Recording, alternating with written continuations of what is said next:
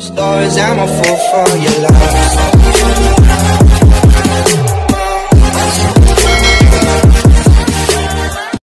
Good day mga ka-sports natin dyan. Unang salpukan nga sa Battle for Bronze, Petrogas Angels nag-commit agad ng dalawang error. Dalawang error agad ang ibinigay nga ni Maiso Puntillas sa Cherry Tigo, kung kaya medyo nakakalamang na nga dito ang Cherry. Sinundan pa to ni Jonas Sabete. Samantalang mas mainit ngayon si Ara Galang at si Maylin pa at Eya Laure, kung saan binabakbakan nga nila ng malalakas na spike. According nga sa interviews, sinabi nga ni Coach Kung Fu Reyes na ilalaban raw nila ang bronze na medalya.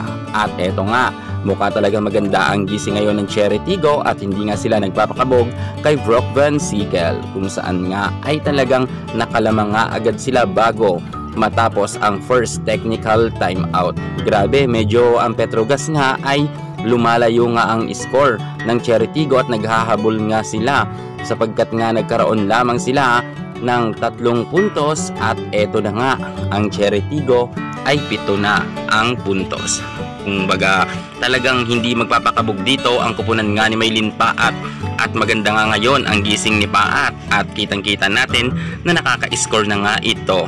At siya nga ngayon ay starting lineup nga pagdating nga sa Battle for Bronze. Samantalang si Maiso Puntillas ay nangangapa pa lang, baka maya-maya ay humataw na rin siya. Si MJ Phillips ay wala pang ambag. Nagtuloy-tuloy man ang swerte ng Cherry Tigo, ngunit pili talagang hinahabol ng Petrogas Angels at nangyari naman ito kung saan nagkaroon nga sila ng tie sa score na 12. Pero hindi dito papayag ang kupunan nga ni Maylin Paat, kung saan nga si MJ Phillips naman ay hindi pa masyado nakakahataw at nagkukumit pa ito ng errors, kung kaya nga nakalamang talaga ng 2 puntos ang Cherry Tigo. Okay na sana kanina, tie na ang score, ngunit dahil nga sa mga errors ng Petrogas, kung kaya nakakalamang ng puntos ang Cherry. Sa ngayon ay naghahabol pa rin ang Petrogas Angels, pero hindi sila dyan papayag pag sa duluhan na ang laban. Ngunit nahirapan nga ang Petrogas Angels makahabol sapagkat nga nagkaroon agad sila ng 10 error, at dahil nga dyan ipinamigay nga nila ang scores sa Cherry Tigo at 6 agad ang kalamangan nga ng Cherry. Pero pilit naman inilalaban nito ng Petrogas Angels, subalit talaga kahit man lang humabol sila ay mukhang ayaw silang pagbigyan ni Ara Galang. Mainit talaga si Ara Galang ngayon mga ka-sports, at talagang pinupukpok niya talaga ng mga malalakas na hampas para nga sure ball na pasok, at kitang-kita natin na maging si Karandang ay umaambag ito.